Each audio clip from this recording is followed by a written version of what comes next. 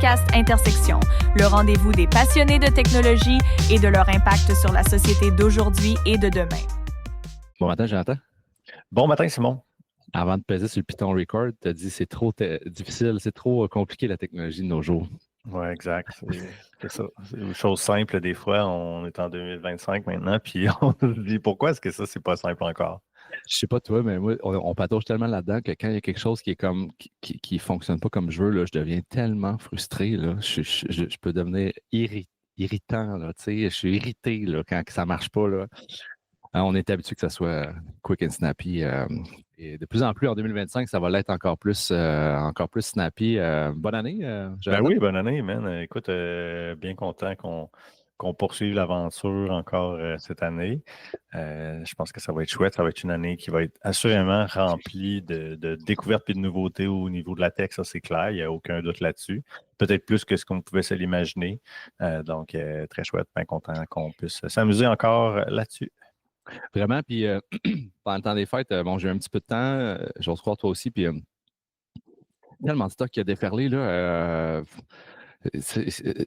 Habituellement, j'ai besoin d'aller dans le bois 2-3 fois par année, juste comme pour me clairer la tête, là, pour être. Mais là, j'ai comme. Si tu tombes dans le rabbit hole de checker ce qui sort à tous les jours en frais de tech, là, il y a de quoi virer dingue. Complètement dingue dans ce moment-là. Ben oui, parce qu'en plus, c'est le CES qui vient de se terminer la semaine dernière. Donc, CES, pour ceux qui ne connaissent pas, c'est le Consumer Electronics Show. Ouais. C'est la grand-messe, dans le fond, de la tech. Donc, les grands fabricants viennent généralement présenter des nouveaux joujoux, viennent présenter des nouvelles technos qui vont être lancées généralement dans l'année du CES, ou sinon viennent présenter littéralement des prototypes aussi. Donc, l'idée, c'est vraiment d'impressionner la galerie au CES. Donc, la majorité des médias se retrouvent là-bas, puis c'est le Festival des grandes annonces. Puis l'idée, c'est toujours de voir qui sera le grand champion du CES, quelle entreprise aura ou fera parler le plus d'elle. Donc, assurément, cette année, je pense qu'avant même le CES, il y avait des grandes attentes du côté de NVIDIA.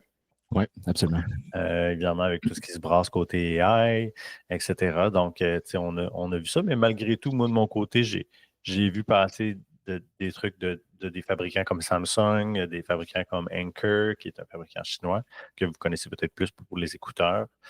On voit ça passer beaucoup comme produit. Fait que, bref, il y a eu une série de belles annonces vraiment très, très intéressantes. Je ne sais pas, toi, ton sentiment général par rapport à, entre autres, les annonces qui ont été faites sur tes attentes, peut-être, et versus ce qui a été annoncé, ça se situe à quoi? C'est une bonne question. À chaque année, là, tu l'as dit, c'est un peu la grande messe dont Joe et moi sommes les apôtres, là, et des millions d'autres sommes les apôtres, là, d'aller voir ce qui se passe au niveau tech. Mes attentes, on dirait que j'ai plus tant d'attentes, en ce sens où il y a beaucoup de crap à chaque année.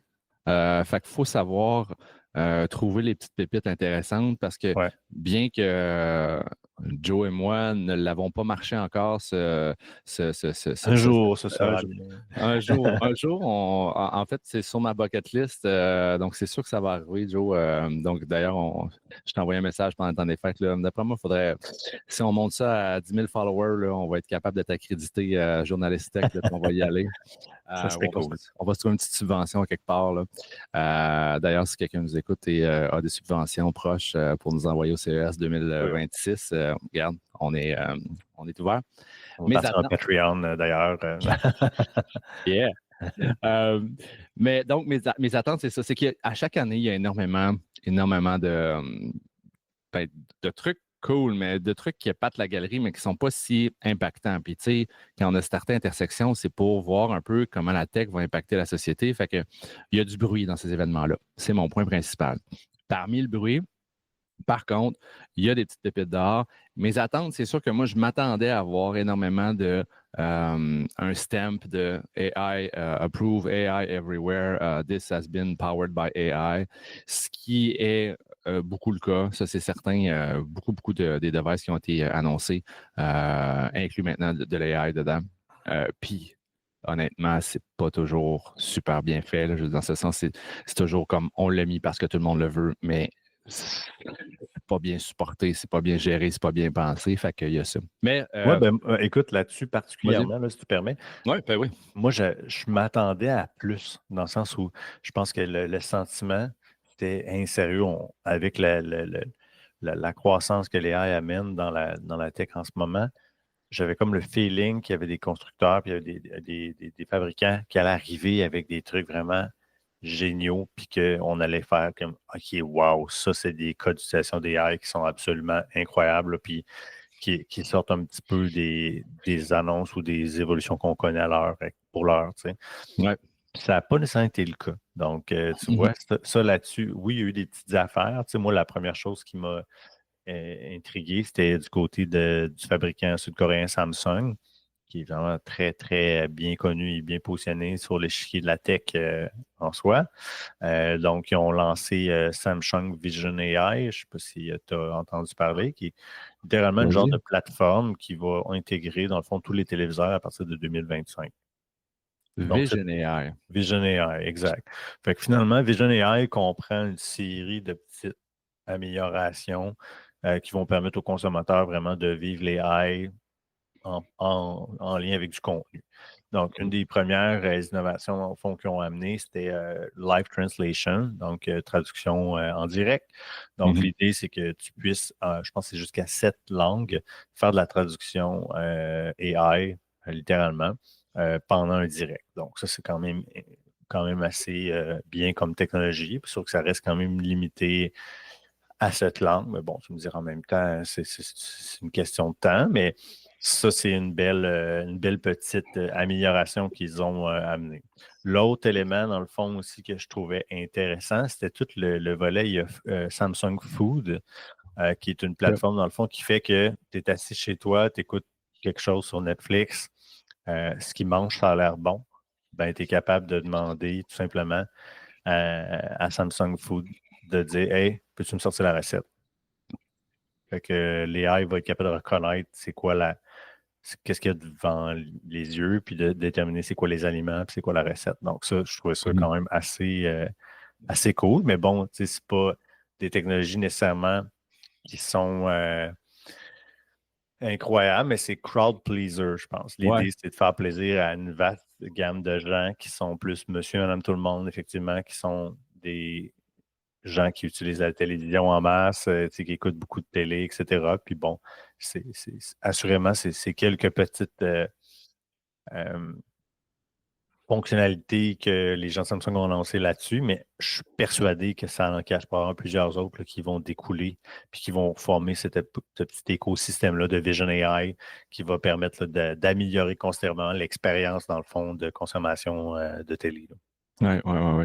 Puis, tu sais, ultimement, je pense que c'est ça quand même hein, que nous, on tripe bien raide puis on se nourrit de la tech à tous les jours.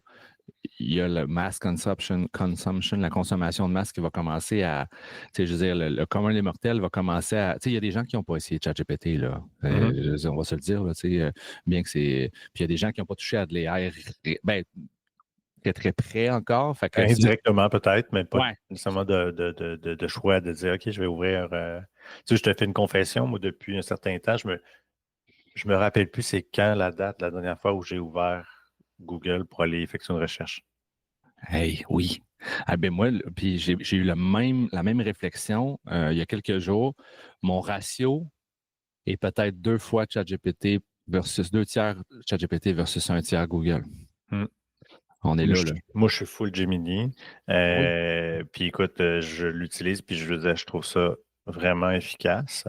C'est pas parfait, mais ça reste qu'au final, fait que tu sais, je pense que petit à petit, Google va amener les gens à ce qu'ils s'en rendent compte, ben, c'est Gemini Powered, puis il va rester, ça va prendre évidemment un certain nombre d'années avant que les gens migrent à être sur un outil direct comme nous, on l'est actuellement, mais j'ai comme l'impression que c'est assurément ça vers quoi on s'en va. Et puis, Vas-y. parenthèse là-dedans aussi, Gemini, moi, j'ai accès à ChatGPT payant d'une part, mais Gemini, je l'ai essayé hier soir pour jaser. En fait, on va faire un petit apostrophe sur un autre sujet à la fin de l'épisode aujourd'hui. Puis j'ai conversé avec Gemini. C'était pas parfait, mais j'ai eu des réponses. J'ai fait un query comme si j'avais fait un query sur Google. J'ai discuté pendant 2 minutes. J'ai eu toutes mes réponses de façon claire et concise, sans aucune pub, sans rien, straight to the point. Fait que, bref, c'est très cool. Là. Ouais.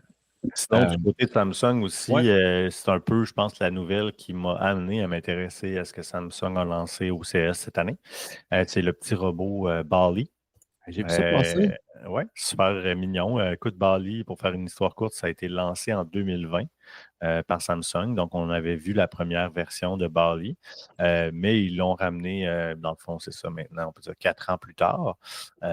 Puis là, maintenant, on a eu une version un petit peu plus avancée de Bali avec l'idée qu'il allait éventuellement se vendre à partir de cette année. On n'a toujours pas le prix nécessairement ni la date, mais tu sais, Bali, c'est vraiment intéressant. Là. Donc, moi, ce que on voit dans la petite vidéo promotionnelle de Samsung de Bali, c'est qu'on constate que là, on est sur un petit robot qui est quasiment l'équivalent d'un animal de compagnie, quelque part.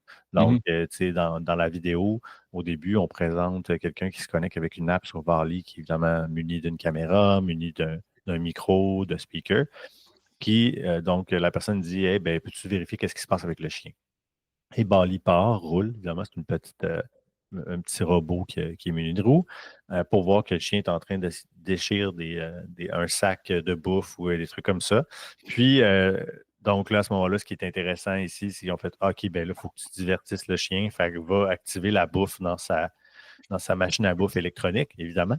Son dispenser de bouffe électronique. Fait que là, le chien part, lâche le sac, puis s'en va finalement manger sa nourriture. Le dispenser de bouffe Samsung, j'ose croire. J'imagine, effectivement. Fait que ça, c'est intéressant. Fait que on pense plus à l'aspect surveillance avec ça. Comme on le voit aussi, Bali, dans le fond, devient une espèce de projecteur pour le travail ou pour les activités en général. Donc, la possibilité de l'utiliser pour projeter, que ce soit sur un mur ou sur une autre surface, puis d'interagir avec lui aussi. Donc, évidemment, muni d'une petite intelligence. Donc, super intéressant. Ouais. Donc, ce que j'aime de ça, c'est ça.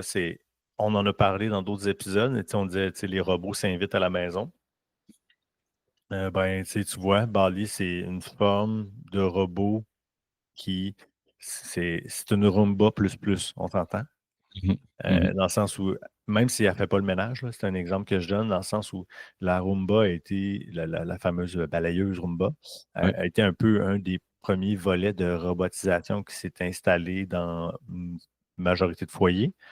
Ben, Bali là, ramène une couche. Donc, on amène ça à un autre niveau. On a déjà des oreilles dans la maison, beaucoup, que ce soit avec les Google Home, Alexa, etc. Là, on rajoute Bali qui, là, OK, là, c'est nos yeux dans la maison, puis c'est des yeux qui se déplacent, avec lesquels on peut interagir. Donc, tu vois, progresser lentement, mais sûrement, on progresse là, vers de la robotique plus intelligente. Puis, je trouve que chez Samsung, ils l'ont bien joué avec que ce soit le design, le nom, puis ce qu'ils ont présenté par rapport à l'appareil.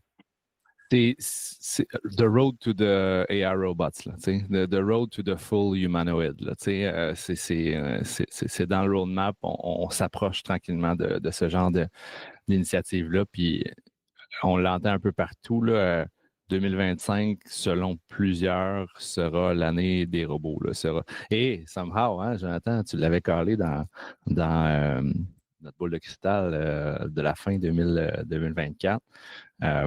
Tout semble porter à croire qu'il y aura énormément d'innovation qui va s'apporter par rapport à ça.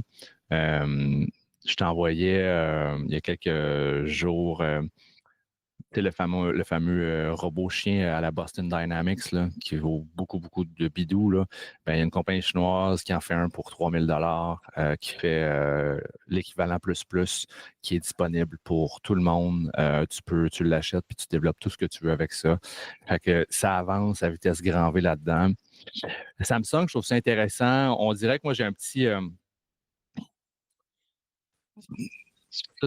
encore là, moi, ce qui me bug là-dedans, dans les techs en général, là, c'est que là, si tu vas Samsung, tu vas aller full-on Samsung, là, right? Dans le sens, là, tu sais, il y en a qui sont en... Fait que j'ose croire qu'il va y avoir du stock de Apple qui va sortir, il va y avoir du stock de, je sais pas, moi, Google va avoir le sien. Fait qu'il encore ici, il va falloir choisir ses allégeances. Par contre, c'est sûr que Samsung a toujours été un gros joueur pour sortir des affaires au CES. Puis en tech, en général, sont assez avancés. Puis ils nous sortent souvent des produits qui ressortent de la masse.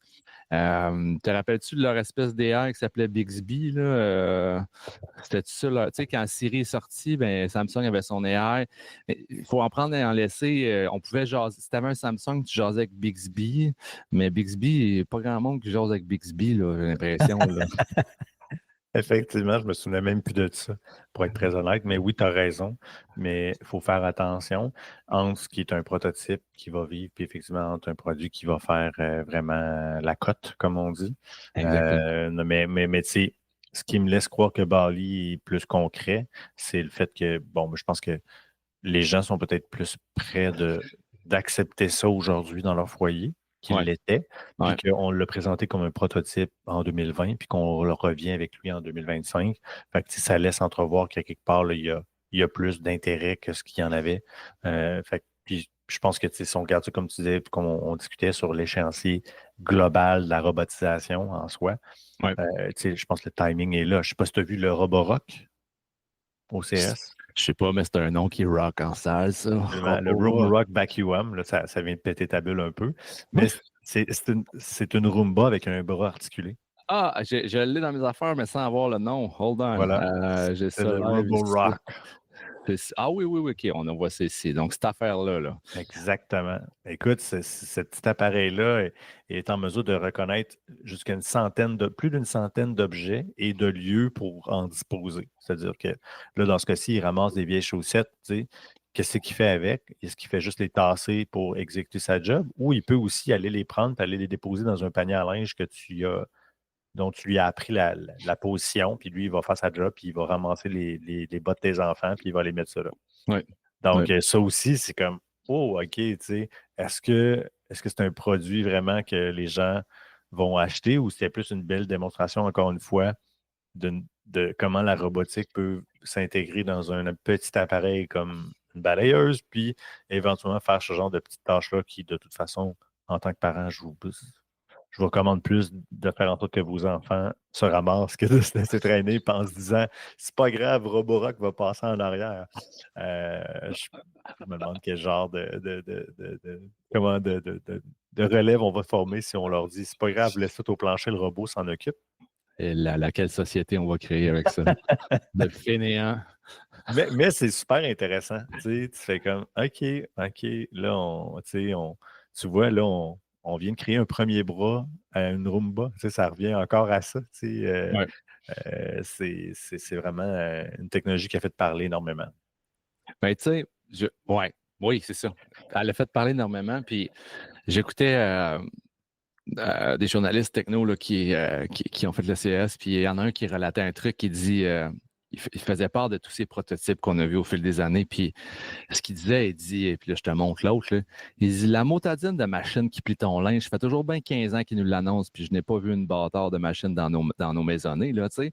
On nous promet du linge qui sera plié par un robot at some point chez nous facilement.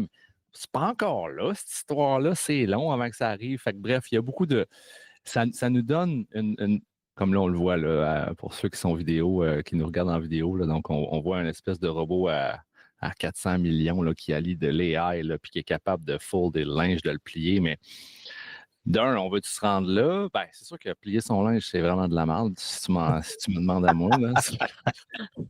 mais on va-tu dépenser des sommes pour ça? Peut-être qu'un jour, ça va être abordable, mais encore là, c'est ça. Bref, je m'éparpille, mais tout ce que je veux dire, c'est que bon, le CES, il y a un amalgame de choses concrètes qui vont sortir maintenant, mais il y a aussi beaucoup de visionnaires et de prototypes et de choses que le futur pourrait s'en aller vers ça éventuellement. Oui, puis tu sais, c'est cool. Ça fait, comme tu dis, ça fait rêver. Ça nous amène à voir le potentiel de la technologie, mais est-ce que ce seront tous des produits qu'on va connaître? Non, assurément pas. Mais ça reste quand même impressionnant. Puis, ce qui rend ça encore plus impressionnant, c'est que il il y a toujours une certaine distance, des fois, entre les produits qui sont annoncés au CES puis l'avancement qu'on connaît en technologie puis qu'on peut espérer. Comme tu le dis, mettons, ça, c'est un produit, le robot qu'on a, qui a coûté excessivement cher à développer, etc. Mais avec des moyens d'aujourd'hui, je ne suis pas persuadé que les coûts sont aussi grands qu'ils ont été jadis. C'est-à-dire qu'on a tellement connu là, en très peu de temps une grosse, grosse, grosse évolution que j'ai l'impression que là, soudainement, faire de la robotique, faire bouger des bras, reconnaître des objets et tout, de toute cette technologie-là ensemble est beaucoup plus facile à maîtriser que ce qu'elle l'était, alors que c'était vraiment, OK, là, c'était du déplacement, puis de la position et tout. Puis, tu sais, généralement, les trucs de robots qu'on voyait, c'était comme stagé. C'est-à-dire que, tu sais, on avait placé, puis il y avait des coordonnées, on allait chercher l'objet, on exécutait la tâche, mais on ne savait pas trop vraiment qu'est-ce qu'on était en train de faire. Fait que si finalement, on n'avait pas ramassé le T-shirt pour le plier, mais on le pliait dans le beurre, puis ça avait l'air niaiseux, tu sais. Tasse pas en bobette sale, là, Non, parce c'est que ça. ça fout la routine en l'air. Mais bref, tu sais, je pense qu'on est dans cette optique-là où maintenant, en tout cas, moi, ce que je ressens comme gars qui tripe de tech, c'est OK, mais tu sais, là, non seulement on peut penser, on peut s'imaginer des trucs fous, puis on a vraiment maintenant plus le contrôle de cette technologie-là pour y accéder. Donc, ouais. Ah oui, on est plus proche de bien des affaires que partout ailleurs dans l'histoire de l'humanité là, auparavant. Moi, mettons que je t'amène vers un peu certains trucs qui m'ont. En fait, un des gros morceaux, ça a été NVIDIA beaucoup, qui est parti en force au départ du CES 2025. Ça a été dans la première journée où ils ont fait. Le CEO de NVIDIA a fait un talk, puis j'écoutais un journaliste qui disait, tu sais, on se rappelle de notre copain de Apple, Steve Jobs, que lui était à la fin de ses talks, il disait « and one more thing ». Puis là, il disait quelque chose. Puis là, avec le gars, le monsieur CEO d'NVIDIA, c'était pas « and one more thing », c'était « and 15 more things ». Il y avait plein d'autres affaires. C'était un gros talk, plein de nouveautés du côté NVIDIA. Clairement, c'est bon, pour ceux qui sont qui ont de l'argent un peu à la bourse, qui sont au fait des actions présentement, NVIDIA, c'est très une belle place à être. Ceci n'est pas un conseil financier, mais. Ceci n'est pas un conseil financier. Merci de me le rappeler. Mais c'est dans le top, je pense, 5 ou 10 des actions, top 5, je pense, des actions les plus intenses. On en a parlé ensemble, pas de cachette. Moi aussi, je suis fier actionnaire.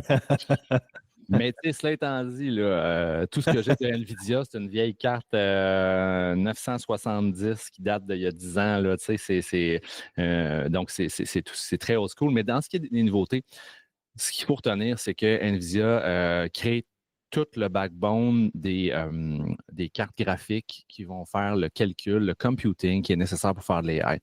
Puis l'AI étant tellement en essor que le matériel qu'ils créent est en giga-demande, fait qu'ils ont le vent dans les voiles. Cela étant dit, ils ont annoncé beaucoup de choses, notamment, moi, un truc qui m'a flashé, c'est, puis je t'en parle live, je vais le partir live ici, c'est que, donc, moi, cette année, un de mes défis, honnêtement, c'est d'être capable d'installer un AI en local sur mon ordinateur. C'est pas que c'est un défi. En fait, c'est un défi en ce sens, il faut juste que je me dégage le temps dans ma vie familiale et professionnelle pour me focusser sur ce projet-là. Parce que c'est beau d'utiliser un AI à la ChatGPT, à la Gemini, puis à la Claude, puis tout ça. Perplexity aussi, qui en a un autre qui est très fort. Mais si tu jases avec ces AI-là, ultimement, ils vont bien dire que tes données ne seront pas utilisées pour X, Y, Z, mais tu n'en as aucune idée. Qu'est-ce qu'ils font avec les données? Si tu veux partager des choses relativement sensibles, si tu veux installer ça, utiliser ça pour ton entreprise avec de la donnée sensible de ton entreprise, ultimement, pas une bonne idée d'aller garrocher des affaires sensibles là-dedans. Parce que Puis il n'y a pas si longtemps, j'aurais dit ouais, mais non, ils vont faire attention, stresse pas avec ça. Puis j'ai vu passer ça, je ne sais pas si tu l'as vu, là. Il y a eu un article, je ne me souviens pas si c'est sur The Verge ou TechCrunch, pas trop comme quoi. Il y avait un leak de l'équipe qui travaille sur l'AI chez Facebook. Comme quoi Zuckerberg avait donné un go parce que, dans le fond, il était en train de lire le contenu de certains livres qui finalement, il y avait d'une façon qui était relativement piratée. Ah Puis, ouais, ils ouais, ont ouais. prouvé que Zuckerberg, dans le fond, avait dit, ben oui, c'est correct, pas de trouble, allez-y. Si tu peux le trouver en ligne, C'est ça. c'est que c'est correct. Et tu dis, ah, ben, tu sais, c'est anodin, c'est un livre, c'est de la connaissance et tout. Ben, c'est pas tant anodin. Je veux dire, il y a des gens qui les ont écrits, qui sont supposés techniquement avoir des revenus basés sur les ventes du contenu que dans ces livres-là. Ouais. Puis là, de savoir que, tu sais, c'est comme, OK, ben, tu sais, un gros joueur comme Meta se dit, bon, c'est pas grave, là, si t'es capable de les lire, lis-les, tu sais. Fait comme, OK, ben, les contenus qui sont supposés être privés chez nous, là, tu sais, c'est pas grave, lis-les, de toute façon, ils vont pas le savoir, tu sais. Fait que C'est ça une lève. petite business au Québec. Personne, c'est une petite affaire. Là. Ils sont juste 20 là, au Québec. Là, ils vont jamais venir. Fait que oui, tu sais, c'est un gros concern là, dans les AI actuellement. Là, tu sais, Ouais. on se dit, ouais, OK, là, on en parlera à la fin. Là, tu sais, on s'était dit qu'on Ouais. voulait faire un petit retour justement sur ce qui se passe chez Facebook, mais chez Meta, mais clairement, il faut travailler le volet privatisation un peu de ces écosystèmes-là parce que clairement, on commence à trouver que la confiance a été branlée. Là. Ce qui me donne, étant un old school guy d'ordinateur, là, il y a toujours la communauté dans la vie qui a réussi à brandir un peu les bonnes valeurs autour de ces concepts-là. Et puis là, c'est là que je t'amène dans le concept d'open source. Puis je t'amène dans le concept de on parle de Facebook, de Meta. Eux, le bet qu'ils ont fait, c'est qu'on va mettre des millions et des millions de dollars pour entraîner un AI, puis on va garocher ça open source pour tout le monde. Puis pourquoi? Ben parce que ça va bénéficier à tout l'écosystème, ça va bénéficier à tout le monde, autant à nous autres qu'à tout. Ça va faire que tout va avancer beaucoup plus vite. Bon, il y a sûrement beaucoup plus de considération que ça, mais n'en est-il pas moins qui ont décidé d'ouvrir ça out in the wild. Vous pouvez aller télécharger l'IA qui est open source entraînée par Facebook, puis mettre ça sur votre ordinateur, puis en faire ce que vous voulez. Puis dans ma tête à moi, je m'attends à ce que... Parce que présentement, le portrait, c'est qu'aujourd'hui, tu veux utiliser un IA, tu vas sur Hugging Face. Hugging Face. OK, tu t'en vas sur cette plateforme-là, qui, si je ne me trompe pas, est montréalaise d'ailleurs. Hein? Je dis ça au passage. Oui, c'est montréalais, effectivement. Ouais. Ah, based in New York City. Mais il me semble qu'il y a du... Ah, mais gars, en tout cas, il me semble qu'il y avait du Montréal derrière ça. Bref. Puis là-dedans, là, cette place-là, les chums, là, tu t'en vas sur modèle, là, puis tu as présentement accès, des modèles, tu en as 1 279 000, là, mais bon, je n'irai pas faire le tour de ça, mais ce que je veux dire là-dedans, c'est que tu peux aller chercher ton AI entraîné, il y en a des milliers et des milliers sur Internet. En ce moment, si tu veux utiliser de l'AI, le magasin est ouvert. Là. Tu peux, il y a plein de. Il y en a qui sont meilleurs dans des images, dans du texte, il y en a qui sont meilleurs dans des trucs 3D, il y en a qui sont meilleurs dans faire des trucs avec de la physique. Fait que présentement, c'est très, très, très ouvert et tu peux choisir l'AI que tu veux, l'amener sur ton ordinateur, la faire rouler, puis en faire ce que tu veux, dans le fond, de façon locale. Fait que je loop back à mon premier sujet qui est ben là, cette année, moi, je veux en installer une sur mon ordi puis être capable de rouler ça de moi-même. Et NVIDIA, gros loopback, là, NVIDIA a annoncé qu'ils vont commercialiser un ordinateur qui va coûter 3 000. Ouais. Comment tu l'appelais? Digits? Digits. Ouais. Digits, c'est ça. Digits qui va coûter 3 000 US, mais qui va avoir du matériel comme il n'a jamais été inclus dans un petit ordinateur comme ça. En fait, si je ne me trompe pas, c'est lui qui est cette espèce de petite boîte-là qui est juste là à gauche, là, cette affaire-là. Là.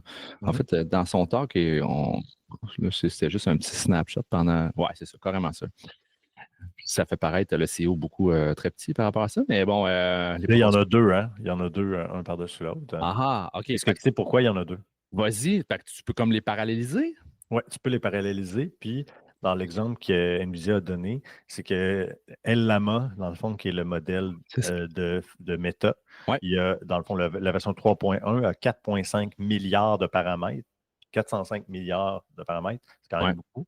Mais ces deux petits appareils-là sont l'équivalent de Llama 3.1 en termes de possibilités. Donc, dans ces deux petits appareils-là, tiennent la même équivalent que ce qu'il y a chez Meta à l'heure actuelle. Puis j'entendais pas, tu me corriges si je l'ai entendu, mais il disait dans son talk que en ce moment, l'équivalent de tout le trafic Internet de la planète Terre peut être géré par cette affaire-là. Dans le sens qu'il y a tellement de computing power là, que ça peut gérer l'entièreté du trafic Internet de la Terre. Ça va, les chums? Fait que, tu sais, ça, c'est une technologie, là, comme tu dis, qui va révolutionner là, littéralement la façon dont on utilise l'informatique là, en général. Là, clairement, c'est de la puissance. L'idée de NVIDIA, je pense que c'était de permettre à des data scientists justement d'avoir accès à du firepower, là, donc vraiment de la puissance computationnelle pour pouvoir avancer. C'est fou, là. Puis à 3 000 US, on s'entend. Quand on pense, c'est des peanuts. Je veux dire, quand on pense au coût d'un MacBook Pro aujourd'hui, etc. Moi, ce qui me fascine là-dedans, c'est que, tu sais, moi, ce que j'ai vu derrière cette annonce-là, c'est non seulement par sa forme, mais aussi en même temps pour ce que c'est. NVIDIA vient de se lancer dans la guerre contre Apple. Oui, c'est parce que là, depuis quelques mois, c'est bonjour les mini-computers. Apple avait sorti le sien avec le M4, on en avait parlé. Windows, quelques jours plus tard, Microsoft en avait sorti un aussi. On a toujours fait des petits PC. Là. Tu sais, le form factor d'avoir un petit PC, c'est une chose, mais un petit PC, un mini PC qui est vraiment fort, là, tu sais, avec un V8 de char dedans, là, tu comprends? Là? Ben là, on est là. Puis en effet, tu l'as bien dit, NVIDIA se lance donc dans une espèce de marché dans lequel il n'était pas nécessairement. Là, tu sais. Non, c'est ça. Il passe on produit des chips, on développe du software, on est maintenant dans la game hardware. Donc là, ça, c'est un petit détail, mais c'est un détail qui est quand même vraiment important, je pense. Ouais. Puis ils ne sont pas arrivés par la porte dans l'arrière avec un petit projet. Là. Ils sont arrivés par la grande porte avec ça. Là. En prenant tout le monde par surprise, puis en disant OK, ben ça, ce petit appareil-là est l'équivalent d'un data center. Là. Je veux dire, c'est quand même assez fou. Là. À quand le cellulaire NVIDIA? Ben écoute, assurément, est-ce que c'est NVIDIA ou est-ce que justement, dans un premier temps, ils vont servir de ce même chipset-là qu'ils ont bâti pour cet appareil-là pour le vendre aux fabricants? Parce que c'est quand même oui, de faire l'appareil en soi, c'est une chose. Les OS aussi, tu sais, c'est souvent les OS qui vont, à mon sens, driver, dans le fond, vont gérer la donne. Tu sais, est-ce que tu es confortable dans iOS? Est-ce que tu es confortable dans Android? Est-ce que tu te retrouves facilement? Fait que c'est ce volet-là. Fait que, c'est sûr qu'ils pourraient regarder ça et essayer de se faire une pâle copie de A plus B, là, donc de trouver le meilleur d'Android, le meilleur d'iOS, puis d'essayer de refaire leur propre OS. Mais je trouve que ça commence à être tough. Là, mais cela dit, si la promesse vient avec un package hardware intéressant, que tu fais comme oh, OK, là, en termes de performance, on est dans une autre game. Puis, il ne faut pas oublier qu'en plus, on parle de NVIDIA. NVIDIA vient avec tout un historique de gaming, donc tout le jeu vidéo et tout. Fait que là, on se ramasse, là, à quelque part, entre un appareil mobile, un appareil de gaming, puis un ordinateur personnel, tout ça dans un petit appareil qu'on peut traîner dans nos poches. Fait que, le potentiel de dire, est-ce que demain matin, moi, je fais du télétravail ou je fais du travail, j'arrive à quelque part, puis tout ce que j'ai à faire, c'est que je sors mon appareil, je le mets en mode travail, je me branche dessus, puis c'est ça mon ordinateur. Puis si j'ai besoin de pairer un clavier, je le perds, un écran, etc. C'est quand même, ça nous permet de croire que le bon vieux laptop keyboard, comme on le connaît, là, est en train de tranquillement glisser vers un produit qu'on va regarder en se disant hey, nos bons vieux laptops jadis. Là. C'est fou, hein? C'est fou. C'est une grosse annonce à voir. Puis sans trop s'éterniser sur NVIDIA, ils ont fait plein d'autres annonces. Là, moi, je ne sais pas s'il y a d'autres affaires, toi, d'eux autres que tu veux dire. Je les ai un petit peu devant les yeux aussi. Là. Il y a pas mal de trucs qu'ils ont annoncés. Là, mais, Non, moi, c'est vraiment ce qui avait retenu mon attention aussi. Parce que c'est surtout ce volet-là. Moi, des fois, ce que j'aime beaucoup dans des genres d'annonces-là, c'est réfléchir à l'utilisation, oui, qu'eux présentent là à court terme, mais l'utilisation après ça, plus au sens large que ça peut amener. Fait que moi, rapidement, ça m'a fait rêver. Je disais, ben, ce petit appareil-là, je peux le prendre, le traîner dans mon laptop. Ben, pas dans mon laptop, dans mon sac. Puis, j'arrive à quelque part, je le sors, je le branche. Puis, j'ai une puissance incroyable. Puis, je trouve que c'est ça qui me rend vraiment, comment dire, très ambitieux. Là. C'est comme, wow, OK, là, on passe à une étape majeure Parce que, tu sais, il y avait ça aussi. Là, on regardait l'évolution de l'AI, puis on se disait, OK, là, ça va vite, c'est impressionnant, mais là, est-ce que la quincaillerie va suivre? Mhm. C'était ça l'enjeu, là. Ouais. Fait que NVIDIA arrive puis puisse euh, faire cette annonce-là, puis d'annoncer cette performance-là à un coût accessible potentiellement pour les gens qui s'achètent des appareils. OK, là, on a les deux tableaux qui progressent un à côté de l'autre, là. Exact. Fait que ça, c'est quand même vraiment génial parce qu'on aurait pu penser à un certain moment donné que la puissance, puis ça a été souvent un sujet, de ce qu'on peut produire pour, comment dire, asseoir toutes les demandes qu'il y a par rapport à l'AI, allait nous limiter. Parce qu'à un moment donné, il y a tellement de gens qui se mettent à l'utiliser, ça demande beaucoup d'énergie, ça consomme énormément. Fait qu'on se disait, ouais, OK, ça se peut qu'on ait des ralentissements parce qu'à un moment donné, justement, notre capacité à gérer toute la demande est trop grande par Mhm. rapport à la puissance qu'on est capable pas d'offrir, mais d'y accorder, parce qu'on doit continuer de faire autre chose que de juste processer de l'AI à l'heure actuelle. Tu sais. Donc, là, maintenant, de savoir que les deux progressent à une vitesse grand V, euh, ça permet de rêver. Ouais, ouais. Ça a été beaucoup mis dans la main des gens en recherche au départ, mais là, c'est mis dans la main du commun des mortels qui veut l'utiliser à la maison. Fait que non, c'est très fort. Ouais, beaucoup de belles choses qui vont s'en aller de leur côté. Sinon, ben, ils ont parlé beaucoup de cartes graphiques aussi de gaming, là. Il y a des cartes graphiques vraiment pas chères qui font c'est une chose sur le discours, hein? Moins cher, plus de moins cher, plus de calcul de compute. Plus beau, plus fort, moins cher. On est souvent là-dedans, puis parce que les choses se miniaturisent, on est capable de faire plus fort et mieux que ce qu'on faisait il y a un an déjà. Fait que des cartes graphiques RTX, la série 50 qui est sortie au niveau NVIDIA. Il y a un truc rapidement aussi qui a fait, ils conçoivent maintenant une espèce d'IA physique. Donc, ils sont très, très dans le monde du jeu vidéo, mais de faire une intelligence artificielle qui est capable de comprendre un monde physique. Tu sais, une gouttelette d'eau qui coule sur une revue derrière. Faire un IA qui va percevoir et comprendre le monde physique qui l'entoure, qui est en mouvance. Ça sert autant dans le jeu vidéo que ça sert dans toutes les voitures, tout ce qui est conduite autonome. Donc, ils ont les mains dans ce domaine-là aussi, beaucoup, beaucoup, beaucoup. On le voyait pendant le temps des fêtes, il y a un IA aussi qui est sorti, là, parenthèse là-dedans, mais il y a un IA qui est sorti par des chercheurs. Ils ont mis ça open source, puis c'est le premier IA qui est capable de. Puis ils ont fait une espèce de goutte d'eau qui coule sur une bouteille à Heineken, là. Exact, j'ai vu aussi. Oui, qui est comme le premier IA à être capable de se la jouer dans un monde physique réel. Parce que là, on s'entend qu'on part de loin. Là, demander à une IA de faire une vidéo de Will Smith qui mange un spaghetti il y a un an, c'était un shit show désastreux. Là, on s'approche de ça. Là, on s'approche de quelque chose d'intéressant. Puis là, il y a des chercheurs qui en rajoutent une couche. Ils disent là, on est capable de faire quelque chose l'IA va comprendre le monde autour d'elle. Tu droppes une goutte d'eau sur n'importe quoi, il va comprendre les réactions physiques puis comment ça va se comporter dans l'environnement. Non, exact, ouais. Des grosses affaires. Non, absolument, c'est fou. J'ai vu cette vidéo-là aussi. Puis il était en mesure de décortiquer, dans le fond, différents aspects de la physique pour démontrer, OK, ben, la goutte, comment justement elle se positionne, c'est quoi la force qu'il faut la déformer, etc. C'est impressionnant, là, vraiment. C'est fou. Non, Peut-être. des petits trucs. Je ne sais pas si tu avais fait le tour de NVIDIA de ton côté. Oui, tout à fait. Puis j'ai des petits trucs là, ici et là. Donc, des petits short trucs. Peut-être un truc que j'ai aimé voir un peu, je te le montre live là, c'est TCL, compagnie, je pense que c'est chinois, TCL, right? Bref, pour ceux qui ont acheté une télévision dernièrement sur Amazon, là, il y a beaucoup, les TCL sont beaucoup là, c'est des télévisions pas chères qui amènent une qualité qui est vraiment super intéressante, là, tu sais, puis des grosses télévisions, mais ils sont aussi dans le monde cellulaire. Ça a attiré mon attention. Dans le fond, on se rappelle on voit ici un cellulaire qui est couleur. Tu switches un petit bouton et tu tombes à du e-ink reader, un peu comme une tablette Kindle. Oui, exact. Donc, ce cellulaire-là est capable de faire les deux. Ce que je trouvais vraiment intéressant, là, on le voit ici, est en mode, ça repart, là.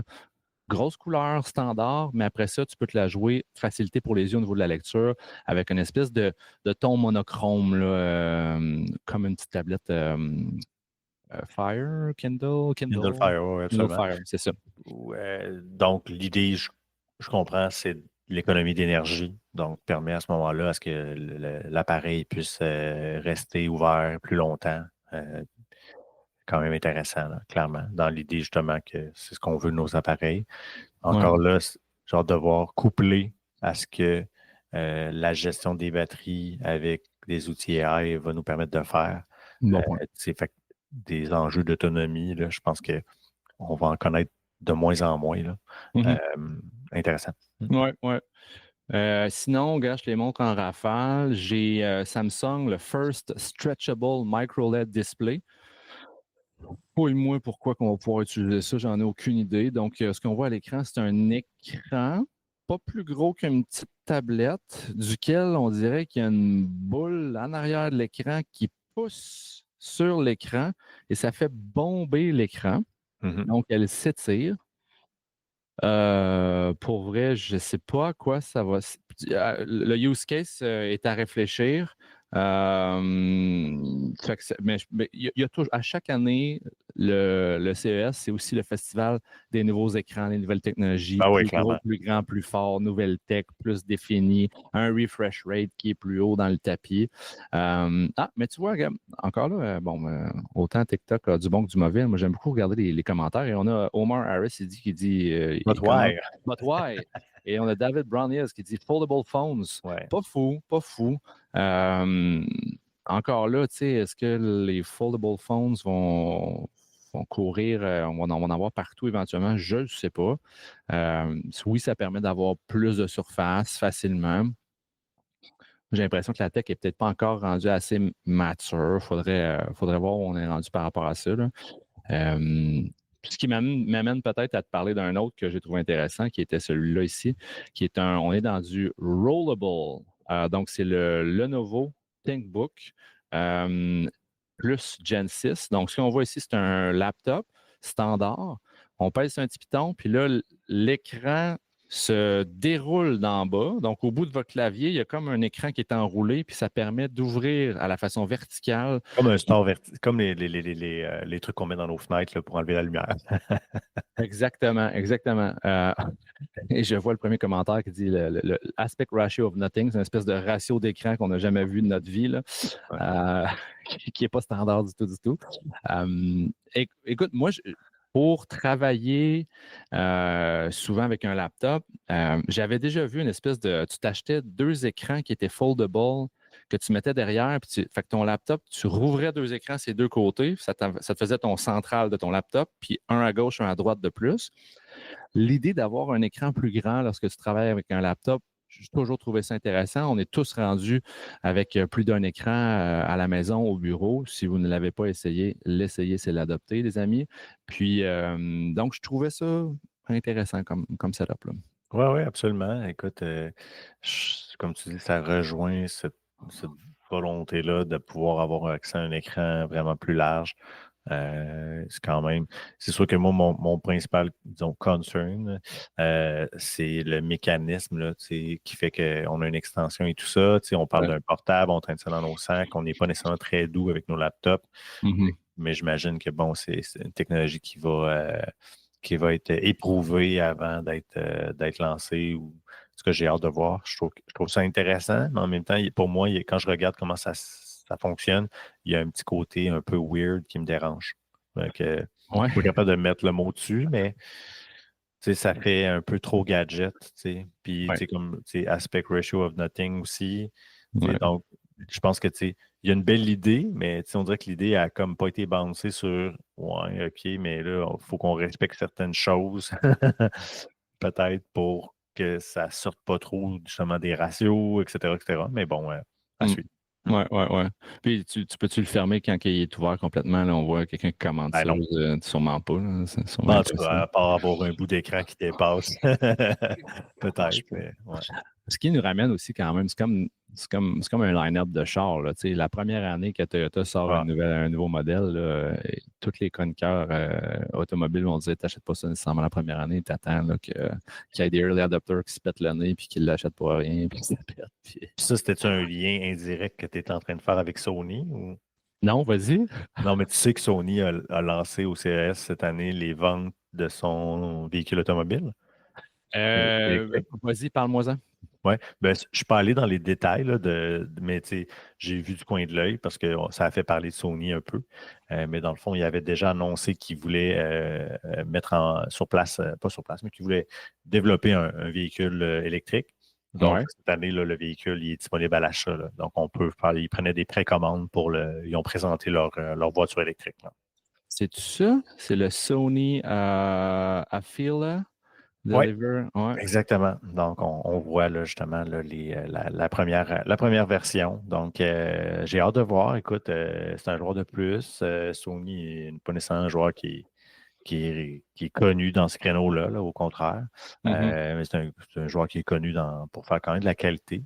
Donc, très hâte de voir les premiers utilisateurs puis les premiers reviews un peu du véhicule là, une fois qu'il va avoir commencé à rouler sur nos routes, là. Je t'enverrai quelque chose après aussi. Là, je suis tombé sur un interview rapide du CEO de Ford qui était en entrevue dans une émission à la télé. Puis il est d'un réalisme glacial sur la réalité qu'a l'avance. C'est quoi l'avance des voitures électriques qui se passe en Asie versus ici? Ah, Pré- totalement. Ouais. Présentement, je pense que il disait, je pense que c'est 8 voitures sur 10 qui est conçue en Asie en véhicule électrique. Et tout ça provient du fait qu'ils ont, il y a 10 ans ou 10-15 ans, fait le pari de dire, nous, on y va full on sur l'électrique. Là où nous, on a tardé un peu, America, fuck yeah, le gaz, let's go. Ben, c'est ça. Là, on mange nos bas présentement.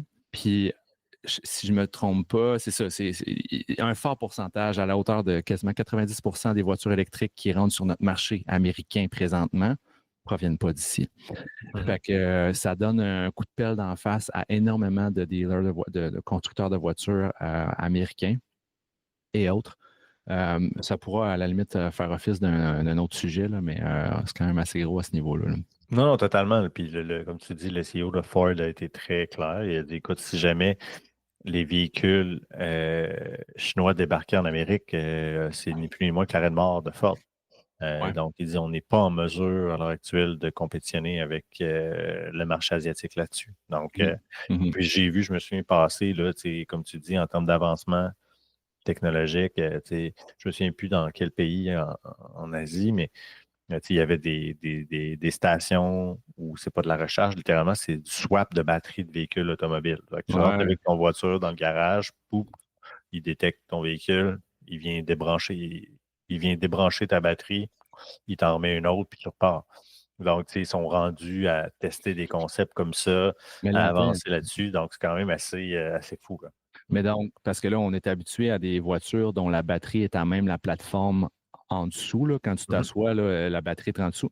Mais là, on parle La même d'un espèce. chose. Ah, Littéralement, il enlève le dessous de ton char, ils viennent le remettre dans un système, puis ils viennent t'en remettre une nouvelle, là. Donc, je me dis, c'est pas un processus qui prend 2 minutes, là, mais j'imagine que pour les gens qui disent, ben moi, je ne peux pas attendre 45 minutes pour avoir full charge, puis j'ai besoin d'une batterie, puis là. il y a un premium à payer, j'imagine, pour pouvoir utiliser ce genre de service-là, pour dire, OK, bon, ben, mets-moi une batterie flambant neuve, là, tu sais.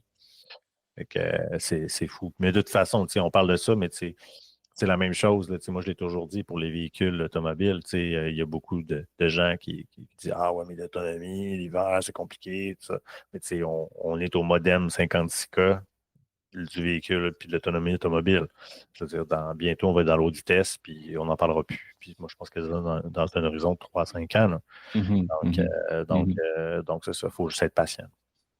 Pour les auditeurs plus jeunes, Modem 56K, c'est l'Internet d'avant, là où lorsque tu étais sur Internet, maman ne pouvait pas décrocher le téléphone dans la maison. Voilà, c'est ça. Vous irez googler ça ou search GPTC, ça. Ouais, ouais, ça vaut la peine. J'ai peut-être 2, 3 petites affaires. Est-ce que tu en as de ton côté? Veux-tu qu'on valse là-dedans? Ouais, ouais. Ben, moi, il m'en reste peut-être une. Vas-y. C'est la compagnie Anker, que moi, je connaissais Ouais, cool. davantage pour tous les écouteurs et tout ça. Ils ont quand même réussi à percer un peu dans ce marché-là. Et c'était plus dans les petites techs, disons, intéressantes, un peu qui sortait un peu champ gauche. Anker a lancé un appareil, dans le fond, qui est un parasol, qui permet de recharger avec la recharge solaire des petits appareils, autant des appareils avec une connexion traditionnelle comme vous et moi, on a pour se brancher dans le mur, que, évidemment, avec des ports USB pour recharger différents appareils électroniques. Donc, vraiment intéressant parce que ce que j'aimais, j'ai pris ça, j'ai montré ça tout de suite à ma conjointe autour de moi, puis le monde était comme « Hey, wow, c'est vraiment une bonne idée! » Donc, ça a fait un peu le même effet chez moi de dire, ben, c'est vrai, quand on va à la plage, ben, on veut utiliser assurément un parasol, puis on a souvent des appareils avec nous. Aujourd'hui, tout le monde à la plage traîne son cellulaire et essaie de le cacher à quelque part pour pas qu'il prenne trop chaleur, mais on l'utilise que ce soit pour mettre de la musique, etc. Donc, l'idée d'avoir quelque chose qui nous permet de recharger ces appareils-là alors que justement on est exposé au soleil, littéralement, ben, c'est juste un cas de figure qui, à mon sens, est super intelligent. Aussi, parallèlement à ça, ils n'ont pas juste lancé le parasol, ils ont lancé une glacière qui s'appelle Everfrost. C'est une glacière qui permet, dans le fond, de cumuler avec sa batterie jusqu'à 55 heures, dans le fond, de fonctionnement. Donc, quand même cool. Donc, l'idée, tu pars à la plage, tu amènes des trucs froids. Tu veux t'assurer à ce moment-là que tes breuvages ou ta nourriture, parce que tu te fais un petit lunch, ça reste au froid, 55 heures d'autonomie, c'est pas rien. Puis évidemment, la Everfrost aussi a la possibilité là, de se recharger d'un point de vue solaire. Donc, tu sais, il y a quelque chose de vraiment intéressant là-dedans. Puis Anker aussi a lancé l'équivalent de ce qui est le Powerwall de Tesla. Ah, OK, ben c'est ça. Ah, c'est ça. C'est ça que. OK. C'est une petite centrale électrique portable de 767 Powerhouse qui s'appelle. Donc, ça aussi, là, ça va être disponible là, à partir de mars. Là. Donc, ça lance un peu là, vraiment dans l'idée d'avoir de l'énergie à porter. C'est un peu ça, les trois annonces. Là. Donc, quelque part, le parasol, donc, monsieur tout le monde à la plage, de traîner sa glacière, puis de conserver, dans le fond, l'accès à l'électronique. Et là, le Powerhouse qui devient notamment une station aussi électrique que tu peux traîner avec toi avec une bonne capacité. Là. Te rappelles-tu un des plus gros flops de l'histoire de l'humanité sur Kickstarter, qui était un Kickstarter cooler fail? Je me souviens vaguement de ça, oui, ça me dit quelque chose. Cette affaire-là. OK. Ça avait planté solide. Ouais. Il avait ramassé 13 millions avec 62 000 backers. Ouais. Puis personne, je pense, a reçu le device ultimement. La promesse de ça, c'était de se dire ton couleur, ben c'est ça, il peut se recharger, il y a une batterie, il y a un frigidaire, il y a un blender. Un malaxeur, il y a des speakers, il y a tout, mais ça avait vraiment flanché. Bref, je suis content de voir que toi, de ton bord, on voit cette année là, avec Anker quelque chose de peut-être plus épuré et fonctionnel là, qui ne va pas flancher. Oui, ben, tu sais, là, on parle d'Anker. Donc, tu sais, c'est quand même un fabricant qui en a derrière la cravate, c'est une première expression. Fait que, tu sais, c'est pas quelqu'un qui a une bonne idée sur Kickstarter puis qui s'essaie. Fait que, tu sais, je pense que c'est un produit qui risque d'être pas mal plus intéressant à tester, là, clairement. Hey, moi, Anker, là, pas tant, mais je suis pas une compagnie que j'ai été proche d'eux. Oui, ben écoute, moi, j'en ai souvent entendu parler comme étant une solution, tu sais, quand tu aimes justement les produits électroniques, que ce soit les appareils, tu sais, mettons les gens qui disent, ah ben moi, je vais m'acheter des écouteurs Apple, etc. Il y a beaucoup de monde qui dit, ben moi, je n'ai pas les moyens. Puis du côté de Anker, on a un bon rapport qualité-prix souvent. Là. Donc, vraiment des produits qui sont bien faits, qui ne sont pas trop laids. Donc, c'est pour ça que moi, je connaissais un petit peu déjà pour avoir acheté des écouteurs de cette compagnie-là. Puis j'avais été agréablement surpris dans le fond de la qualité. C'est cool. OK. Bon, ben, une compagnie à garder proche, je vais aller voir un peu ce qu'ils font. Mais c'est ce que j'aime du CS aussi, c'est que, tu sais, oui, des fois, on fait des grandes annonces, puis on va dans le gros théorique, tu sais, puis tout ça, que des fois, on va plus dans le pratico-pratique. Puis qu'on arrive avec un petit produit tout simple, un parasol. Tu sais, je veux dire, c'est quand même assez simple. Puis on réussit à faire un coup en disant, hey, oui, c'est vrai que c'est une bonne idée de mettre solaire dans un parasol, tu es sur la plage.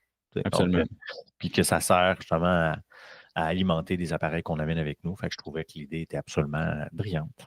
Très cool. Belle La découverte. punchline brillante. OK. On est sans dévoiler la date, on est lundi quand même. Là. Mon café est pris, mais je n'étais pas prêt. OK, cool. Sinon, moi, ce que je veux te montrer en rafale, écoute, ça a fait jaser, là, partager la Electric Salt Spoon. Je ne sais pas si tu as vu ça aller. Oui. Donc, ça avait déjà fait parler avant, je crois. Ouais. C'est pas la première fois que j'en entends parler. Fait que là, c'est peut-être plus le lancement officiel au CS. Ouais. Je sais pas, je savais pas d'où ça partait puis à quel point ça fait longtemps que ça existait, là, mais on parle d'une cuillère qui simule le goût du sel. Donc, c'est vraiment pour ceux qui ont, on voit ici là, un commentaire d'un user sur TikTok. Là, étant quelqu'un qui aime beaucoup ça, saler des affaires, mais avec un historique de problèmes du cœur et beaucoup de pression du cœur, c'est vraiment pour moi. En ce sens où il y a une petite impulsion électrique qui est lancée sur la langue lorsqu'on mange. Somehow, j'imagine qu'on ne doit pas sentir un choc de 2,40, là, c'est pas la même game. Mais c'est une petite impulsion qui va, semblerait-il, venir allumer la langue ou les papilles gustatives pour simuler le sel. On voit ici, il montre une lumière jaune. Je pense que tu as jaune, tu as rouge, jaune, vert. Là, fait que tu as des degrés d'électricité et de niveau de salé dans ta bouche. OK. Ultimement, je veux dire, on fait de tout. Là. C'est une petite découverte que j'ai vue aller. Clairement, peut-être j'espère que je n'aurai pas besoin de ça un jour parce que j'aime bien saler mes affaires, mais j'espère que ça ne va pas me causer des problèmes de santé. Mais sachez que ce genre de device-là existe aussi. Hein. Non, c'est vraiment très intéressant, clairement. Puis comme ça le dit justement dans les commentaires sur le TikTok qu'on présente, c'est qu'il y a des gens qui ont ils sont simplement d'un point de vue médical, ils n'ont pas la possibilité, ils ont des troubles avec le sel. Donc, dans ce cas-ci, ça permet tout simplement de pouvoir retrouver le goût, mais sans avoir les éléments négatifs qui viennent avec. Là. Exactement. Fait que, Beau petit produit funky. Intéressant à ce niveau-là. Sinon, peut-être je t'en fais un dernier qui est tombé sur mon radar. Écoute, ça peut paraître niaiseux. Voici une boîte orange. Tu sais, toutes les batteries qu'on a à recharger dans la vie. Donc, ça, c'est une station de recharge. Tu mets tes batteries, peu importe le sens, peu importe la polarité, on s'en fout. Ils vont tomber du bon côté, vont se faire recharger. S'il y en a qui sont plus bonnes, ils vont tomber dans un petit couvercle, une petite section grise, ils sont plus bonnes et ils ne fonctionnent plus. Mais s'ils sont encore bonnes, ils tombent en bas. Donc, c'est une petite station qui va perpétuellement charger tes batteries une à l'autre. Puis tu vas toujours avoir des batteries qui vont être là et prêtes à l'utilisation. C'est pas révolution. Je trouvais ça coquin comme petit device plutôt que d'avoir. Est-ce que je l'utiliserais? Je ne sais pas. Écoute, moi, tout de suite, là, je vois ça, puis c'est comme take my money. Là. Ouais. C'est comme, oui, clairement. Là, c'est quand même intéressant, c'est facile. Tu mets les batteries en haut, ça roule là-dedans. Les batteries qui sont chargées sont disponibles. Celles qui sont. Le fait d'avoir aussi un retour sur elle est plus bonne. Moi, je pense que c'est vraiment très chouette. Là. Oui, puis on parle donc d'un device de la compagnie Olight et le device OS Station, je pense. Ouais, OS Station. Et on parle d'une compagnie canadienne, by the way, Regina Canada, donc avec le dos qui est là, qui vient du Canada. Donc, très cool. Fait que ça m'avait un peu fait sourire. Je serais curieux. Ne serait-ce que la gestion des batteries dans une business où vous êtes 60 ou 80 personnes à changer des batteries continuellement de vos petites souris. Là. Moi, je me souviens que j'ai travaillé dans des entreprises où c'était un peu le bordel. Sont où les chargeurs? Ah, celle-là, es-tu bonne, es-tu pas bonne? Tu garoches dedans, puis ça se gère tout seul. Beau produit qui peut être utilisé au niveau du corporatif. Puis. Belle petite trouvaille. Exact. Sinon, une paire de... One more lasting? Ouais, ça va ressembler à ça. Une paire de binoculaires, des longues vues, des jumelles qui sont capables d'allier un peu la réalité augmentée. Astronomie. Oui, c'est ça. Astronomie, où ils vont être capables de. Tu prends ta paire de longue vue, tu regardes dans le ciel étoilé, ils vont toutes te taguer les étoiles qui sont là. Tu regardes dans un paysage en hiking, il va être capable de tout te mapper ce qui est autour de toi. Les Donc, montagnes, etc., tout ça. Très exact, les oiseaux, tous les trucs. Fait que une espèce encore là, on mixe des technos qui existent déjà, mais dans un use case qui peut être intéressant. À voir, ça va-tu vraiment arriver à suivre, mais c'est un petit produit qui me semble intéressant. Je n'ai pas vu le prix, par contre. Ça ne doit pas être juste 25$ effectivement. Non, c'est ça.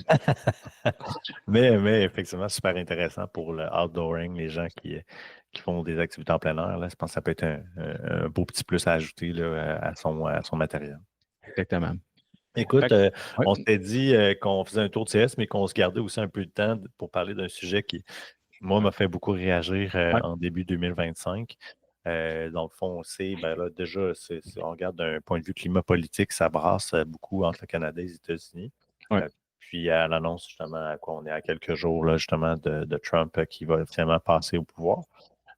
Puis tout ça pour dire que si je ramène ça à la tech, ben, premièrement, il y a eu bien des gens qui ont été surpris de voir là, que après les élections, il y a différentes compagnies technologiques qui ont fait des donations, dans le fond, à Trump, comme pour montrer quelque part qu'il voulait, comment dire, montrer qu'ils sont de son bord.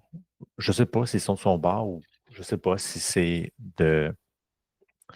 comment dire, j'ai pas pris le temps de regarder, mettons, dans l'histoire, est-ce qu'à chaque fois que ça se passe, c'est un peu le modus operandi qu'il y a toujours des compagnies qui vont donner de l'argent aux partis. J'imagine que c'est pas une chose courante.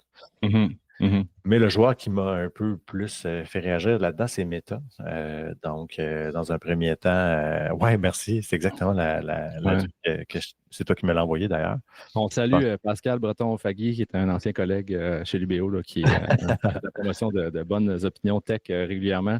Fait que c'est ça dont tu fais part là, présentement. Fait que c'est ça, on a 5 grandes compagnies, Apple, Meta, Amazon, OpenAI et Uber, qui ont donné chacun 1 million au fonds inaugural, dans le fond de Trump. Donc, quand même assez surprenant, mais pas tant. Mais ce qui est étonné au-delà de ça chez Meta, c'est 2 annonces, en fait, qui ont eu lieu coup sur coup. La première a été l'abandon, en fait, de son programme de ce qu'on appelle le fact-checking. Ouais. Pour aller vers un modèle qui apparemment va aller se croiser avec ce qui existe chez X, qui s'appelle Community Notes, donc qui est plus user-generated, si on peut dire. Donc, vraiment, c'est les utilisateurs qui le gèrent. Donc, ça l'a levé là, des boucliers énormément. Si on pense déjà ici au Canada sur l'enjeu qu'on a avec Meta et Facebook, sur le fait que nos médias actuellement se retrouvent pas sur la plateforme. Ouais. Donc, déjà là, on ne se le cache pas que les médias sont souvent une source importante pour permettre aux gens de contrebalancer certains faits. Donc, ça a levé là, énormément d'inquiétude de voir là, que Meta se retrouvait 8 ans plus tard, après que Zuckerberg soit passé devant le Congrès à s'excuser, à savoir que sa plateforme était effectivement une cible très importante et une source importante de désinformation. Ouais. Gros changement, quand même. Changement en plus qui était accompagné, puis c'est pas ça le deuxième volet, mais ça fait plus partie du premier volet, mais que le très controversé Dana White, qui est le président de la UFC, OK. Parle-moi se retrouve nominé au conseil d'administration de Meta. Donc, ouais. Donc, exact. Quand même assez. Fait que là, on fait comme OK, bon, c'est un add-on. Ça arrive comme ça. Les gens, le fact-checking, bon, coudon, ils décident d'aller vers quelque chose de plus community-driven. Puis, ouais, Dana White, c'est un peu étrange. Là, tu fais comme, bon, mais en même temps, tu regardes un peu comment Zook agit ces derniers temps. Il tripe beaucoup sur les arts martiaux. Il y a peut-être un peu de ça qui fait qu'il s'est mis chum avec Dana White puis il l'a invité sur le board. Et là, arrive une deuxième grosse annonce. Puis tu me coupes, hein, si tu veux. Non, vas-y, ben, je t'écoute, là, ces affaires, je ne savais pas nécessairement. C'est que Meta aussi a coupé son programme DEI, donc qui est un programme de diversité, inclusion, équité, littéralement. Donc, qui a donné une entrevue vraiment étrange à Joe Rogan en plus, où là, vraiment, fait un peu l'apologie, puis un peu avance que la masculinité est importante et plus importante dans le développement tech. Quand même, La masculinité est ouais, plus c'est importante dans comme le développement tech. si, tu sais, la façon dont il cherche à présenter ça, c'est que une plus grande dose de masculinité dans le staff et dans le développement de la tech, c'est souhaité. Quand même assez impressionnant comme ouais, c'est ça, masculine energy, exact. Tu trouves le. Donc, c'est pas une petite. C'est pas un petit statement, là. C'est quand même gros venant de Zuckerberg. Puis, c'est quand même drôle parce que si on observe Zuckerberg entre ce que justement je vous disais, il y a 8 ans, est habillé en veston-cravate, est un petit gars propre, il se présente devant le Congrès, puis il fait des excuses. Aujourd'hui, il fait comme Hey, fact-checking, moi, pas besoin de mettre de l'argent là-dedans. Hey, Dan, viens faire un tour sur le board, puis tu sais quoi, la diversité, le DEI, on s'en fout. Là, Diversity, Equity, Inclusion, on n'a pas besoin de ça, on coupe ça. Fait que moi, ce qui me fait peur, c'est que je sens une certaine radicalisation, si je vais dire, le mot est peut-être fort, là, où on voit un petit peu plus le vrai Zuckerberg aujourd'hui, je pense. Justement, puis je pense qu'il se le permet parce que avec Trump qui arrive au pouvoir, ben, on dirait qu'il se dit ben, ça passe mieux. Il y a toujours bien 50% de la population qui sont prêts à adopter des idées relativement extrêmes, puis un discours plus extrême. Fait que pourquoi est-ce que moi, je serais le gars qui justement joue dans le politically correct? Ouais. C'est comme s'il avait décidé là, littéralement d'enlever son veston. Puis là, ben, Coming out, là, exact. This is who I am. Là. Fait que c'est quand même pas rien. Je trouve que ça ébranle beaucoup les fondements de Meta, puis de ce que moi je considère de Facebook, puis de ce que j'en vois. Là. Je ne sais pas toi comment tu reçois ça, là, mais notamment par rapport à Facebook, j'entendais dans un média ici, il racontait là, que dans les journées suivant l'abandon du fact-checking, puis cette annonce-là par rapport au DI, on pouvait voir dans les recherches les plus populaires sur Google qu'il y avait Quit Facebook. Oui, c'est ça. C'était la requête la plus demandée, la plus grosse courbe, dans le fond. Fait que je dis, ben écoute, la bonne nouvelle, c'est qu'on n'est pas les seuls à réagir. Parce que des fois, tu te dis, ben, je suis tout seul dans mon coin à penser ça. Mais clairement, ça brasse énormément chez nos voisins, chez l'oncle Sam, puis de voir qu'un géant qui a une main mise, et en fait des géants, parce que là, on parle de Elon Musk, on parle de Mark Zuckerberg, puis on parle du pouvoir politique. Fait que là, on a un genre de trio quand même assez, même si dans les faits, là, on ne parle pas de Zuckerberg et de Elon Musk intimement liés directement. Mais écoute, ces trois-là travaillent ensemble. Là, je veux dire, ils ont la balance du pouvoir entre les mains. Là, big time. Là. Et c'est à se questionner dans quelle mesure est-ce qu'avec ce qu'on entend et ce qu'on voit, c'est peut-être pas un peu dangereux. Là. Ben, c'est sûr que là, si. Puis on spécule, mais tu sais. Oui, je spécule à fond. Là. Non, mais tu sais, s'ils sont. Là, je regarde Trump dans le portrait, s'ils sont autant copains-copains et copains-copains plus que jamais ensemble, c'est une espèce de force team, une force SWAT team assez dévastatrice. Tassez-vous de là, ce qui décide, c'est ça qui va se passer. Tu as deux des hommes les plus puissants au monde. Tu as un gars qui a l'argent, qui est Musk. Tu as Zuckerberg qui a énormément d'argent aussi, mais qui a aussi un accès à l'information absolument incroyable. Mhm. Puis de l'autre côté, tu as Trump qui a le pouvoir de faire des changements importants, autant au niveau américain qu'au niveau mondial, littéralement, pour le pouvoir qu'il cherche à exercer, parce qu'on en a la preuve là, avec ce qui se passe avec le Canada, puis sa lubie ou son détournement d'attention, je ne sais pas qu'est-ce qu'il fait avec ça, mais de dire qu'on pourrait être le 51e État américain, mais tu sais, c'est quand même épeurant un peu, je trouve. Tu sais, c'est comme ouf. Moi, je trouve que ça me laisse une petite froideur dans la nuque, un peu, de Ouais, dire ouf. ouais. J'ai hâte de voir quelles seront les 4 prochaines années. Puis j'aime pas ce que je vois déjà. Décidément, assurément, ça va brasser. Ça ne sera pas un long fleuve tranquille. C'est sûr que non. D'où même, puis là, sans trop se lancer là-dedans, mais je trouve ça quand même vraiment intéressant, c'est que nous, dans un contexte politique où nous, au Canada, on va être à élire notre prochaine tête d'affiche, Ouais. notre prochain premier ministre. J'écoutais une des reporters politiques à Radio-Canada, tu as peut-être vu passer, là, elle est tout le temps là, je ressortirai son nom tantôt, mais elle disait, tu sais, ça va beaucoup se jouer. La prochaine élection au Canada va se jouer sur est-ce que nous, en tant qu'électeurs, on pense que la personne qui se présente a le leadership de faire face et la colonne. Tu sais, on dit en bon québécois un pas de colonne. Là.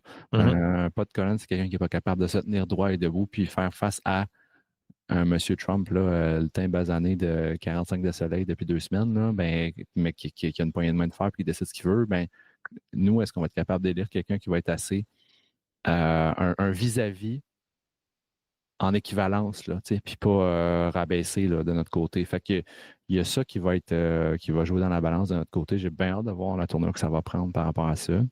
Ouais. Euh, L'autre truc, c'est puis je parlais avec Jamie Lee hier de ça, comme si c'était ma grande amie. Là. Puis je disais, puis j'ai dit qu'est-ce que t'en penses, toi? Puis elle était très nuancée sur est-ce que ça prend de la modération ou tu laisses ça let loose, puis tu laisses le monde s'autogérer. Elle disait qu'il y avait du bon puis du mauvais dans les deux. Elle était extrêmement équilibrée dans sa réponse.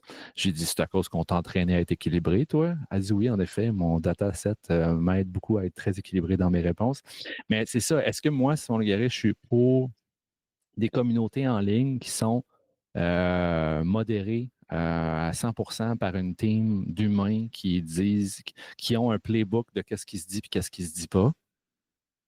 Ou moi, Simon Légaré, je suis du genre, ben, tu sais, la vie, tu sais, la jungle, là, t'as pas quelqu'un qui te protège tout le temps, là. Fait que, tu sais. Non, mais en même temps, tu y vas avec les outils que tu peux avoir aussi. Tu sais, tu Une vas pas y machette aller. une C'est ça, machette dans les- tu vas pas y aller avec rien dans les mains. Fait que, tu sais, moi, je pense que, en tout cas, sans prétendre avoir la réponse, moi, ce que j'aimais de ce qu'il y avait en place jusqu'à maintenant, c'est qu'on vivait dans de l'hybride, là. C'est-à-dire que à la fois, on avait effectivement des équipes avec un playbook. D'un côté, on avait une certaine couche qui était comme prélevée au début, ne serait-ce que par la communauté elle-même, puis par rapport à des fonctionnalités qui étaient en place, etc. Ouais. Donc, est-ce que c'est une bonne idée maintenant de dire ben, on va mettre toutes nos billes dans le 100% community, puis on va enlever la science, parce que c'est un peu ça qu'on enlève, parce que tu sais, ultimement, ce qu'on faisait, c'est pour certaines choses, on allait voir des chercheurs, on allait voir des scientifiques, on travaille avec l'université, etc. Donc, des gens qui, techniquement, on juge qu'ils sont crédibles et qui sont capables de faire appliquer les choses d'une façon socialement acceptable. Tu sais. Mhm. Mhm. Donc, moi, ce qui m'inquiète, c'est ça. C'est que j'ai hâte de voir. Écoute, de mon côté, je trouve que tout ce qu'on a tenté de garder libre en ligne puis sur les médias sociaux, puis rapidement, en tout cas, ça va prendre des bons mécanismes pour faire en sorte qu'on puisse gérer ça pour pas que ça devienne n'importe quoi. Tu sais. Ouais. Puis il faut que les gens aient envie de le faire aussi. Fait qu'un Puis, hybride, viser un en tout hybride. cas, moi, j'aimais bien le côté hybride qu'il y avait actuellement, puis le fait de passer à à du 100% community, mettons, ou du beaucoup community, ça m'inquiète. J'ai vraiment hâte de voir. Déjà que je trouve qu'il y a des enjeux importants au niveau de la désinformation qui sont loin de se régler. Donc, j'ai pas l'impression que ça va juste nous amener dans une période trouble où ça risque peut-être d'exacerber encore plus la désinformation. Puis je pense que c'est pas ça qu'on veut. Au contraire, c'est on veut comme idéalement ramener ça sur OK, ben là, faites attention les amis. Là, tu sais. Absolument. C'est une bonne. C'est un sujet pas évident, tu sais. pas évident, c'est ça. Il y a du politique, il y a de l'humain, il y a du social, il y a de l'affaire, il y a beaucoup là-dedans, tu sais. Mais bon, je pense que ce qui m'a amené justement à amener ce sujet-là particulièrement, c'est quit Facebook. C'est-à-dire, c'est comme, OK, ben, ça donne que je pense que les gens ont eu le même réflexe. Tu sais, je veux dire, moi aussi, j'y ai pensé, là. Tu sais, mon premier réflexe, ça a été de peut-être que je pourrais juste garder Messenger. Tu sais, je veux garder le contact, je veux être capable de un message aux gens, mais tu sais, dans le fond, je suis peut-être mieux de ne pas consommer de contenu là-dessus. Tu sais, parce que de toute façon, le contenu que j'y vois, si je parle de Meta et de Facebook plus précisément, ben, de moins en moins intéressant. Là. C'est de la dompe. Facebook, c'est pas cool, là. C'est pas cool. Là. Mais je le garde. Pourquoi? Parce que mes amis sont là, puis il y a des gens que je vois moins souvent. Fait que c'est une façon, une fois de temps en temps, peut-être d'avoir un petit coucou, puis de se rappeler qu'il faudra peut-être que je rappelle un vieux chum. Tu sais, fait que Non, écoute, ça va être à surveiller. Vraiment. J'ai pensé énormément de fois à juste garder Messenger. Là. Sinon, ça me donne quoi nécessairement? Mais encore là, il faudrait que la masse se rallie à quitter pour vrai. Parce que c'est ça. Il y aura toujours le cercle social présentement est encore beaucoup là. Fait que ça prendrait un exode massif là, pour que ça puisse bien se faire. Là. C'est ce qui donne aussi l'indication à quel point c'est une plateforme qui est puissante. Tu sais, dans le sens où on le sait qu'en ce moment, c'est pas beau. Mais on se dit, mais ouais, mais je ne peux pas vraiment quitter. Là. Exactement. Super sujet. C'était important d'en parler, puis j'étais totalement d'accord là, quand tu as lancé l'idée d'annexer ça au CES, là, parce que ça fait couler beaucoup d'encre, puis ça n'a pas fini d'en faire couler. Fait que on continue de garder ça en mire là, pour vous. Là. Absolument. Oui, vraiment. Fait que c'était un peu, un bon wrap-up, Joe. Je pense que c'est notre longest show ever, je pense. Je pense qu'effectivement, oui. Yeah. C'est parfait. Pour ceux qui sont encore là, merci d'être encore là, de nous écouter. Ça va faire plein de belles clips intéressantes aussi. Bref, CES, toujours aussi pertinent quand on sait discerner les trucs importants, des trucs qui ne le sont pas nécessairement. Beaucoup de belles annonces, comme on vous a parlé. Puis bon, le portrait de la désinformation, le portrait des réseaux sociaux, qu'est-ce qui est modéré, qui ne l'est pas. C'est en pleine mouvance. Ouais. Puis on n'a pas fini d'entendre parler. Totalement. Puis je pense qu'on va s'assurer de notre côté là, de vous tenir informés justement sur cette mouvance-là, sur ce qu'on voit. Puis je veux dire, on n'a pas toutes les, les ballons nécessairement. On essaie de rester équilibré là-dedans, mais si vous avez des perspectives qui sont différentes, dire, ben non, justement, c'est une bonne chose pour telle raison, etc., ben on est toujours super ouvert à vous entendre ou à vous lire. Fait que gênez-vous pas de nous challenger là-dessus. Puis si vous avez des sources, évidemment, parce qu'on veut que ce soit aussi basé sur des sources, on serait bien content de vous lire particulièrement là-dessus. Là, fait que gênez-vous pas. Yes, parfait. Merci tout le monde. Merci, Joe. C'est parti pour Intersection 2025. Exactement. Le bal est parti. Bonne semaine. Yes, toi aussi. Bye.